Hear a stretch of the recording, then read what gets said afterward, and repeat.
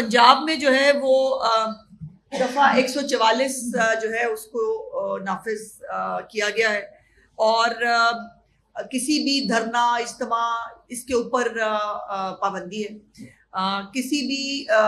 गैर कानूनी इज्तिमा को जो है वो मुनक्कद करना या करवाना ये एक जुर्म होगा और असलहा के ऊपर जो है जो एक पंजाब गवर्नमेंट का डीवेपनाइजेशन ऑफ दिस प्रोविंस का एक अज़्म है उसके ऊपर कुछ चीज़ें हैं वो मैं आपके साथ पहले शेयर कर देती हूँ।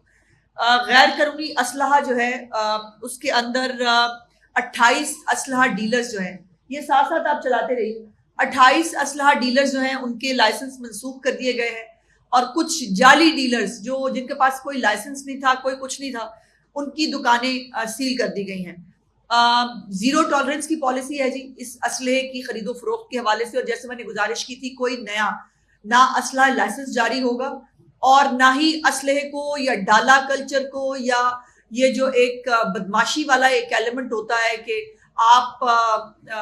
जो है वो लोगों को तंग करते हैं, वो बिल्कुल बर्दाश्त नहीं किया जाएगा। अभी तक 511 असलहा डीलर्स ने लाइसेंस की तौसीक के लिए दरख्वास्त दी थी और मुकम्मल स्क्रूटनी के बाद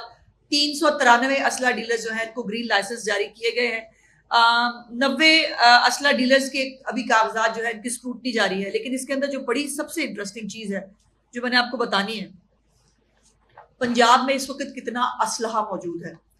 पंजाब में इस वक्त 10,12,454 अफराद के पास इनफरादी असलहा लाइसेंस मौजूद है, यानी